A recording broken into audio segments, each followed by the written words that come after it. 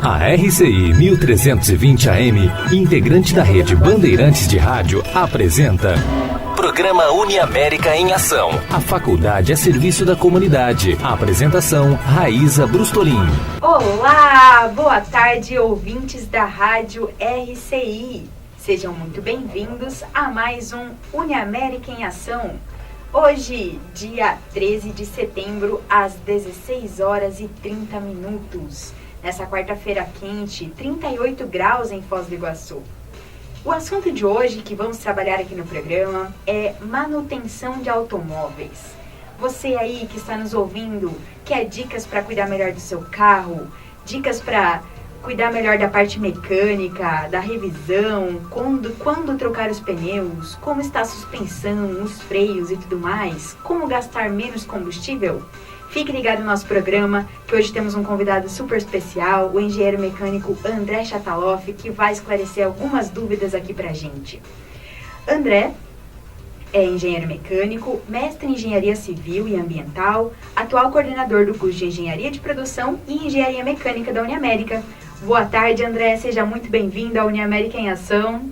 Boa tarde, Raíza, boa tarde, ouvintes, a todos e todas. Estamos aí para tirar as dúvidas, né, e aprofundar um pouquinho mais os conhecimentos sobre manutenção veicular. Excelente! Então, para quem está ouvindo, vamos começar com a primeira pergunta. Quais são os principais cuidados que uma pessoa precisa tomar em relação à mecânica do automóvel? Assim, as coisas mais básicas que o usuário precisa estar atento. A primeira coisa, Raíza, a gente tem que ver que a gente tem que conhecer o veículo que nós temos. Primeira coisa. E como saber disso? Olhar o manual. Não tenha preguiça, vai lá, num domingão, não tem nada que fazer, tá lá, não tem nada na programação na televisão que te apeteça, aí que você vai lá, vai dar uma estudada no seu manual. Por quê? Ali vai dizer, basicamente, quais são os itens mais sérios, mais importantes, as revisões periódicas. E a gente sabe o seguinte, Raíza, que a coisa importante para a gente saber, que todo ouvinte tem que ter essa visão. Todo carro e todo produto feito pelo homem, ele respeita uma curva de manutenção que é como se fosse uma banheira. Por que isso? Porque quando a gente olha as bordas de uma banheira, a gente está vendo o seguinte, é como se eu olhasse que no começo de um carro novo que eu estou usando, eu vou ter muita manutenção. Por que muita manutenção? Porque as peças estão se ajustando, ele é novo, igual um bebê. Quem fica mais doente? Uma pessoa de meia idade ou um bebê? Um bebê, ele fica muito mais doente, você tem que tomar muito mais cuidados. Então, um carro novo, zero, ele tem que se tomar muito cuidado. Ele tem a taxa de falhas muito alta, principalmente porque é um equipamento novo, é uma máquina nova. E aí, o que acontece? Porque banheira, quando vai passando o período de vida útil, o carro vai se estabilizando, vai se assentando. Então, o carro de meia idade, ele praticamente não tem tanta manutenção. Só que quando ele começa a ficar um pouquinho mais velhinho, assim como o ser humano, ele começa a precisar de mais cuidados. E aí a banheira, ela começa a subir de novo, né, a lateral, por isso que é um chamado gráfico da banheira, da manutenção, ele começa a dar mais falhas, a um ponto que você fala, poxa, isso aqui é encrenca, tá com ele. Às vezes é melhor eu passar para frente, porque ele começa, eu troco uma peça, vem outra, e começa uma taxa de falhas muito grande. Então a gente começa com isso, conhecer melhor o que a gente está comprando. E detalhe, a gente vai perceber que existem carros e carros, automóveis e automóveis. Tem aquelas máquinas que estão 20 anos funcionando e elas são perfeitas, funcionam como relógio. E outras que a gente sabe que a origem, a qualidade dos equipamentos, em pouco tempo ele já começa a apresentar essa velhice, né, do material. E a gente tem que conhecer, tem que estudar. Porque essa velhice, André, ela não está só ligada só ao tempo do carro, mas à quilometragem, ao quanto o carro foi usado, não é? Tem a ver com a forma de uso, tem a ver com o projeto em si. Porque olha só, o projeto é uma coisa muito, muito interessante. Então um exemplo, só para vocês visualizarem, né, ouvintes. Foi feito um projeto lá na Índia, o carro mais barato, a engenharia se esforçou toda para fazer o Tata, que é o carro mais barato da Índia. Você que foi lá para a Índia, você deve ter visto. O que acontece? Eles quiseram fazer um carro para, tipo a ideia do Ford, que todo cidadão estadunidense tivesse um Ford. Essa é a ideia do Henry Ford. O que acontece? O Tata era mais ou menos isso, eles quiseram fazer muito barato. Tanto que eu acho que o preço final dele era em torno de $2.000, uma coisa assim. A ideia era que fosse 1.000, mas chegou, acho que no final, o preço a 2. O que acontece? Eles reduziram a qualidade de rolamentos de algumas peças. Então, por exemplo, um automóvel nosso, o rolamento das rodas, ele é desenhado para o quê? Para ele andar uns 120 km por hora e por determinado tempo. Se eu andar sempre a 160, ele vai gastar mais rápido. Então, quer dizer, de acordo com o jeito que eu dirijo, ou seja, meu dia a dia, eu posso ter um desgaste a mais, porque não foi planejado aquilo no projeto. Mas o que o Tata fez? O Tata, ele é feito para andar 80 por hora. Então, o que acontece? Se você chegar e ficar andando a 100, ele vai estragar rapidinho. Então, tem a ver com essa história do projeto. Interessante, muito bacana. Legal trazer experiências aí de outros lugares. André também é cultura. Então, vamos lá. Você falou muito da aquisição do carro zero, do carro usado e tudo mais. Quando eu for comprar um carro usado, que tipo de cuidado eu tenho que tomar? Olha, a primeira coisa, a gente fala isso muito, não criando assim nenhum processo de gênero, né? Porque a gente sabe que tem muita gente que não quer saber, quer pegar o carro e usar como máquina. Olha, eu vou ligar, vou lá para um canto, resolvi minha coisa, tudo que eu tinha que fazer, fiz compras, voltei para casa e pronto. Então a pessoa, ela cuida como um objeto, como se fosse algo em que ela não dá a menor pelota, né? Independente de gênero, tem pessoas que funcionam assim. Se você é desse jeito, né, então o que você tem que fazer? Você tem que, de alguma maneira, levar pelo menos uma vez no ano o carro para alguém que você tenha confiança. Aí você fala, poxa, mas eu não conheço ninguém. Você vai acabar conhecendo. Por quê? Porque aí você vai fazer fala assim, faça uma verificação veicular. E aí ele vai olhar as peças, os itens principais e vai conseguir administrar aquilo para você. Esse seria o ideal.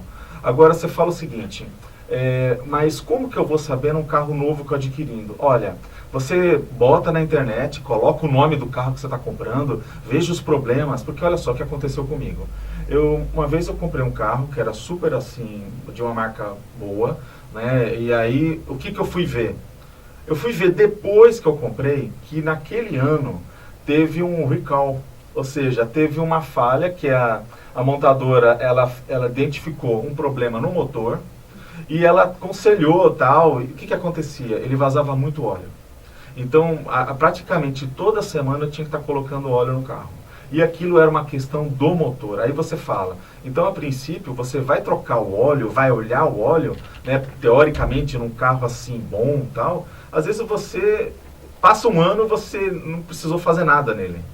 Mas, por exemplo, se você não cria esse hábito de checar e de quando o frentista está lá perguntando, vamos verificar o óleo? Às vezes vale a pena de você verificar, porque principalmente se o carro é novo para você, você não conhece como ele funciona. E nesse meu caso, praticamente toda semana, ou a cada uma vez no mês, eu tinha que completar um pouquinho de óleo. Mas aquilo era um defeito de projeto daquele veículo, e era um carro bom, mas era um carro assim que eu gostei de tê-lo. Mas era uma peculiaridade. Ou eu fazia isso ou trocava de motor. O que você tinha que fazer? Colocava um pouquinho de óleo, né? Era ótimo. Já deixava uma garrafinha lá dentro no carro. O que eu estou chamando a atenção, Raíza, é que você tem que olhar as particularidades do seu carro. Tem coisas mais gravosas. Exemplo, a correia dentada de um carro que ela tem uma duração lá de 40 mil quilômetros, mais ou menos. Se você não trocar nesse período, ela vai quebrar no meio de um caminho e a danificação, os danos que podem acontecer no motor podem ser muito caros. Então, tem coisas que você tem que chamar o mecânico. Se você não quer colocar, né, tipo, a mão na massa, você vai ter que colocar a mão no dinheiro, né, no bolso, e aí vai ter que confiar alguém para fazer isso para você. Falando em mecânico, com que frequência, você falou aí da correia dentada, a frequência que tem que trocar ela e tudo mais, do óleo, com que frequência a pessoa precisa levar o carro para fazer uma revisão? A maioria das pessoas só faz antes de fazer uma longa viagem, né, Sim. e tudo mais. Então, olha só, você lembra quando a gente comentou da curva da banheira? Uhum. A gente está vendo o seguinte, por que quando você compra um carro, a concessionária fala, olha, deu 6 meses, você tem que aparecer na concessionária. Porque ele sabe que a taxa de falhas no começo é alta e a taxa no final da vida útil do carro é alta. Então eles sabem que eles, como tem uma garantia assegurada na hora da venda, eles são obrigados a cuidar do carro, porque senão eles levam um processo. Então por isso eles pedem que você leve o carro naquele período. Porque eles não podem ir lá na tua casa, certo? Então, o que eu estou chamando a atenção? Eu estou chamando a atenção que cada carro vai ter uma peculiaridade. Se é um carro já de meia idade, você vai olhar o manual, você vai perceber quais são as características dele, mas no geral, vamos pensar o seguinte, se está tudo certo, uma vez no ano você leva para um check-up. O que a gente observa? Que países fora do Brasil, ele já tem um sistema que é de acontecer um serviço de inspeção veicular obrigatório anual. Então, o que acontece? Já vi em alguns países, por exemplo, na Europa, que você, não é porque você quer, tal dia, um período do ano, você tem que levar por um mecânico credenciado do Estado. Ele faz uma revisão, inclusive, de emissão de gases, como está a sua suspensão, como estão seus freios. Então, ele vai olhar tudo que é item de segurança no carro. Aí, o que acontece? Com base nisso, ele vai dar um selo em que você pode rodar mais um ano. Então, toda vez que a gente está, por exemplo, tem que pagar um imposto, a gente pagaria um imposto nessa situação. Isso já aconteceu em algumas cidades no Brasil, a exemplo de São Paulo. Mas como foi muito impopular, eles acabaram dando a volta atrás e não tem. Mas eu não vejo saída, a frota está aumentando, a gente vai ter que cuidar disso. E detalhe, pessoal, o que a gente tem que ver? Que nem você está falando, né, Raíza? A nossa população vai envelhecer.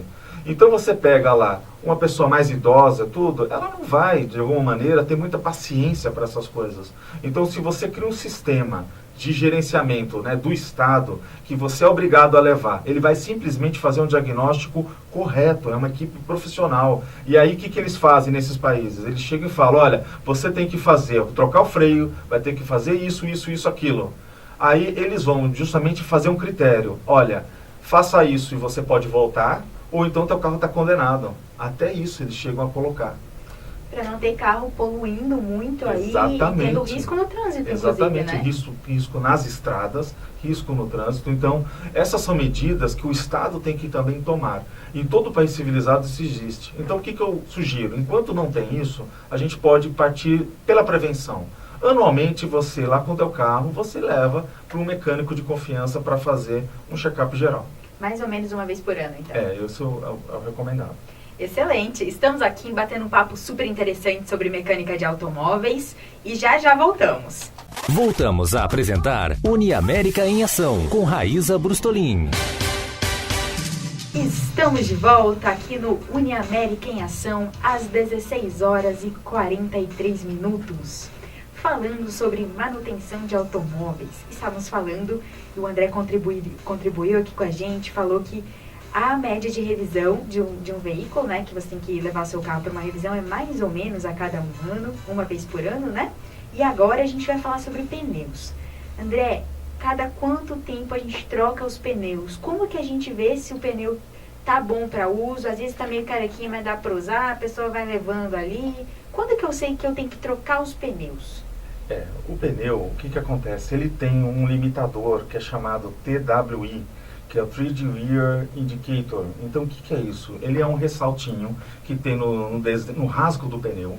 Então, se você olhar para o teu pneu hoje, vai lá, chega, vai conhecer teu pneu, Prazer Pneu. Aí você vai ver que no rasgo, né, onde que passa a água da chuva, das poças d'água, todos esses sucos, você vai ver que tem um risco transversal.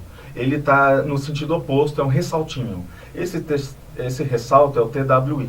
Ele é um indicador que, se você gastar a borracha naquele limite, ele já está careca. Então, mesmo tendo desenho. Então, se um policial rodoviário pegar você na estrada e você está andando com o carro com um pneu desse nível, aí você fala assim, pode estar todo o pneu? Não. Se ele tiver mal regulado, só do lado direito do pneu tiver já pegando essa faixa, ele está careca. O policial já pode aplicar algum tipo de exatamente. punição. Então, ele pode estar gasto só do lado direito do pneu e uma das linhas, né, dos já tem ali naquele suco, desgastou ao ponto de essa marca, né, que você vai ver que ela existe em todos os sucos, ela já está no mesmo nível. Ela é um indicador que o pneu já está careca, mesmo tendo lado bom. Então, o que acontece? Por quê? Ele vai mostrar que com esse indicador, a água numa chuva, né, numas poças d'água que a gente percebe que na nossa região tem muita chuva torrencial, o carro já pode aquaplanar, ou seja, ele vai perder ali a aderência ao solo. Por que a gente fala? A gente estuda na engenharia, né, mecânica principalmente, que sabe qual que é a velocidade do pneu? Você já parou para pensar nisso? Qual que é a velocidade do pneu no carro a 100 km por hora? Alguém aí de casa sabe? A resposta é simples, é 0. Porque o pneu está encostado no chão e o chão está parado. Então a velocidade do pneu naquele ponto é 0. Matou a charada, hein? Pegadinha. Todo mundo aprendeu alguma coisa. Então o que acontece? E se não for 0, o que aconteceu? Você está em risco, quer dizer que teu carro está patinando. Você está saindo da pista, percebe? Então, para não acontecer essa situação do escorregar, você precisa ter uma boa adesão. E aí entra aquela questão, que pneu dura mais? Né? Quanto que dura? Vai depender, porque a gente percebe, até hoje a gente pegar o portfólio dos diversos tipos de borracha e fabricantes, nós temos pneu de tudo qualquer tipo. Tem pneu esportivo, tem pneu assim que é para durar. Só que aí você fala o seguinte, você consegue contentar todo mundo? Pneu econômico, pneu durável e pneu que não faz ruído, né? Não, por quê? Se você quiser um pneu silencioso, quer dizer que a borracha é mais macia. Se ela é mais macia, ela vai gastar mais. Se ela gastar mais, então você vai trocar mais rápido. Então o que você quer? É um carro que freie rápido, porque olha só, se ele vai frear rápido numa emergência, ele tem que gastar mais. Olha só o conflito de interesse. Eu estou mostrando para vocês que é a realidade. Por isso que você olha um fabricante, você fala, tem fabricante que o pneu, numa linha ali de 50, de uma freada brusca, ele vai frear às vezes 3 metros mais rápido do que um pneu concorrente. Mas você fala, eu vou ter que trocar ele mais cedo. Isso é vantagem ou não? Depende da maneira como você dirige, né? O que acontece é que num acidente, às vezes isso é vantagem. Mas qual que é a questão? É que as pessoas... Porque você frear 3 metros antes de um ônibus é muito melhor do que você frear 3 metros depois. Percebe a situação? Agora, o que eu estou chamando a atenção? É que nós não temos, o brasileiro não tem essa visão de custo-benefício. A gente olha sempre o mais barato. Então eu vou lá na prateleira, eu vou lá no supermercado. Ah, tem isso aqui, olha, beleza. Pôr no carrinho e vamos embora. Economizei. Então, é uma economia que você tem que ver se vale a pena. Às vezes, a longo prazo é um prejuízo, Exatamente. Né? Muito interessante, muito bacana. Eu estou aprendendo um monte aqui. O pessoal de casa tem certeza que está aprendendo bastante também.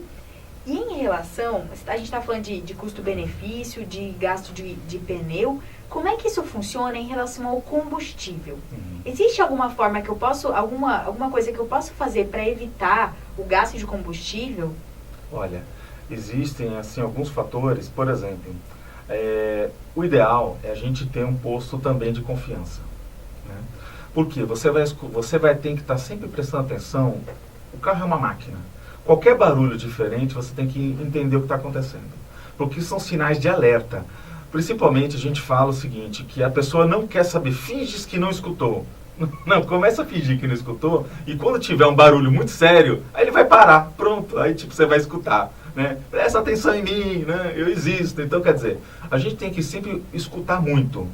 Então, de vez em quando, uma dica que eu dou, faça uma viagem com o teu carro com o rádio desligado. Eu sei que é um problema pra gente, a gente quer saber que o ouvinte nos escute, mas eu falo assim, olha, uma tarde, um dia aí, né, que você dê uma volta, você faça de repente, uma rodada, né, uma viagem no silêncio. E preste atenção nos barulhos. Você vai aprender muito. Né? Então, uma coisa que você vai perceber é que é aquela história. O combustível ele pode variar de posto para posto, de fabricante para fabricante, porque existem aí variações. Né? Até mesmo na formulação, o tempo que ele está rodando, existe, né, diversas variáveis. Por exemplo, o álcool. Quanto de água que ele tem no álcool? Que a gente tem que prestar quanto consumidor é sempre olhar na bomba, e eu procuro fazer isso, que tem um medidor lá, uma ampola, que fica flutuando e tem uma linha máxima e mínima que vai mostrar se tem muita água no álcool ou não. É para isso que serve aquela ampola de verificação quando você está enchendo lá o combustível. Nossa, muito bom. Eu nunca tinha reparado nisso. E ninguém nunca vai te explicar, mas é importante você saber. Né? E aí o que mais você tem que... Hã? E aí, o que é interessante de você observar? Chegou uma pergunta aqui pra gente. Pneu verde. O que são pneus verdes? O pneu verde, o que acontece? O que eu posso assim avaliar, o pneu verde é um pneu novo, né, em que ele vai ser colocado para rodar. A gente percebe que a borracha ele tem uma validade. É muito curioso a gente saber disso. Por quê? Além da questão da quilometragem, tem a questão da quantidade de tempo que aquele pneu foi feito. Por quê? Se eu tiver aquele pneu, vamos imaginar, só uma questão, boa essa pergunta que foi feita. Se eu deixar o carro parado, eu comprei para investimento, eu comprei um carro novo e deixei parado. Se você não rodar com o carro, você vai acabar com o pneu do carro. Você sabe por quê? Porque como o peso ele vai ficar sempre na mesma posição na roda, ele vai dobrar o pneu e vai ficar com aquelas marcas. Na hora que você começa a andar com o carro, você vê que ele tá meio que fora do compasso. Você sente que ele está com um calombinho ali. Então aí você fala, pô, meu carro é zero. Só que eu deixei 2 anos na garagem. Dançou, amigo. Vai ter que trocar o pneu. O pneu é novo, mas você perdeu o pneu. Os pneus. Então isso é muito interessante que às vezes o pneu ele tem a cara de novo, mas se ele não for rodado, ele tem uma prazo de validade da borracha. Porque a borracha ela pode perder as características, mesmo tendo aparentemente, visualmente lindo. Então a gente tem que olhar a validade disso. Então isso tem a ver com essa ideia do pneu verde, tá? Interessante. Muito legal e obrigado pela pergunta. Agora a questão do combustível, é só interessante que teve um ouvinte, né, que colocou uma pergunta sobre a história de usar o combustível sempre na reserva. Né? Sempre colocar 10ão lá, né? Eu coloco 10ão, aí o carro tá ficando, eu coloco mais 10ão. Aí tipo, o que acontece? Acontece o seguinte, que a gasolina e o álcool, eles são coisas diferentes. Então, se eu usasse só álcool ou só gasolina, a tendência é de ter um combustível mais homogêneo, mas a gente geralmente mistura. Eu acho interessante misturar porque o carro rende mais, né? Isso é bom. É sério que o carro rende mais? Rende porque o que acontece? Você tem que fazer experiência com o seu carro, cada motor é um. Porque o que eu percebi? Que se eu usar uma porcentagem eu coloco geralmente mais álcool, mas se eu colocar uma pequena porcentagem de gasolina, o meu carro funciona quase como se eu tivesse a gasolina. Então, do ponto de vista de financeiro, para mim é muito interessante. O álcool é mais barato. Agora, não existe uma pesquisa nesse assunto, porque cada motor é um universo diferente, né? É uma tecnologia diferente. E ele pode ter adaptado melhor ou pior com a tecnologia do Flex. Mas isso ninguém vai explicar, todo mundo vai falar que é só olhar lá o valor do custo-benefício. O que você deve fazer? Experiências. Você é um carro seu? Faz experiência. Coloca lá, tipo, olha, eu vou colocar só 30% de gasolina e não 50%, 50-50. Veja o que acontece. Faça um estudo de quilometragem e veja o custo-benefício. Para mim, funciona. Agora você faça o teste. Agora, o que eu estou chamando a atenção é se você coloca sempre um pouquinho, pode acontecer que na própria bomba, no próprio depósito, pode acontecer contaminações. Exemplo, às vezes você vai num posto de combustível que costuma, não é o caso da nossa região, mas existem algumas áreas que costumam inundar. Aí você vê que sempre aquele posto de gasolina, ele às vezes dá uma enchente, ele está sempre coberto d'água. O que pode ocorrer? Infiltração ali no tanque dele. E aí quando você está colocando álcool, você está colocando um pouquinho de água da chuva, que vai corroendo. Existem estudos, existem formas de você avaliar o estado do casco, justamente desse reservatório, né? Mas o que acontece? Então, por isso que eu estou chamando a atenção, tem tantas variáveis que às vezes podem ter contaminantes arrastados pelo tanque do próprio posto. E aí o que acontece? Se você sempre coloca lá tipo 5ão, 10ão e vai sempre aquele no pouquinho, ele vai decantando, ele vai secando em algumas situações e vai criando depósito ali desse material. Porque se eu estou sempre usando do começo ao final o tanque, eu vou diluindo essas impurezas e ele vai saindo devagar. Por isso que um dos itens, né, Raíza, das trocas, que é recomendado, se não for a 6 meses, pelo menos uma vez por ano, que nem a gente está recomendando aí, uma manutenção no geral, trocar a bomba de combustível. Aí você fala, mas que raio, para que eu estou usando, trocar a bomba não, perdão, o filtro de combustível. Porque o filtro de combustível é justamente, se tiver alguma tranqueira no teu combustível, ele vai parar ali para não ir para o teu motor. Então, quer dizer, se esse filtro ele começa a entupir, vai diminuir meu desempenho, correto? Então, é muito importante uma vez por ano, eu trocar o filtro de combustível. Por quê? Porque isso vai fazer com que esteja sempre o sistema limpo. Porque se tiver sujeira no tanque, vai para o filtro, e o filtro vai segurar, e eu vou trocar o filtro. Por isso é muito importante essa ideia. Então, só para recapitular, é ficar de olho no filtro de combustível, Isso. olhar, como é que chama aquilo, André, no posto de gasolina, que a gente tem que olhar se está na medida certa? Ele é um indicador, né, que é uma ampola flutuante, que ele está lá num vidro transparente, exatamente do lado da bomba. Ele é um indicador de qualidade do combustível dinâmico. Por que é dinâmico? O combustível está passando por lá e você tem o controle da qualidade visual.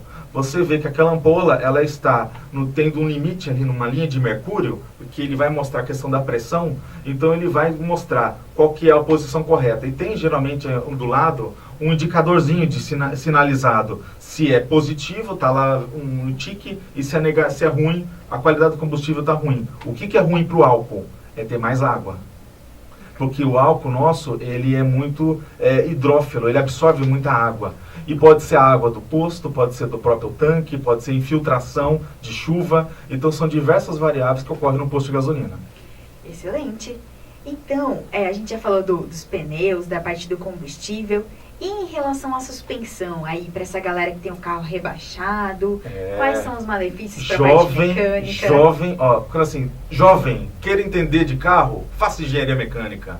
Você vai aprender muito da manutenção. Então, o que eu chamo a atenção? É interessante, né, o carro rebaixado, só para quem? Para o cara que vende a peça, né?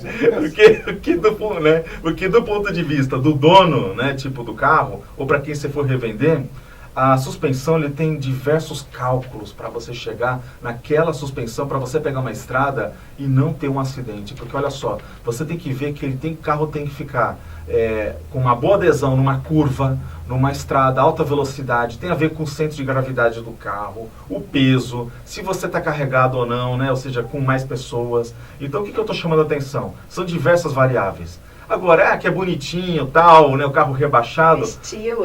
O que acontece? Você tá, de alguma maneira, o carro ele tá pegando um outro perfil. Não é para pegar estrada, não é para fazer viagem. É só para dar uma voltinha com a galera, colocar um somzão lá atrás, né, e fazer lá uma onda, né, com a galera. Mas o que acontece? A gente tem que olhar sempre isso com muito cuidado, por isso que estão critérios sérios.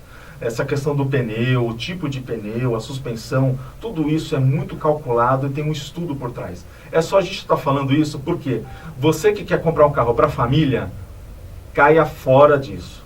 Vá sempre para o tradicional. Excelente, muito bom. Estamos aprendendo muito hoje.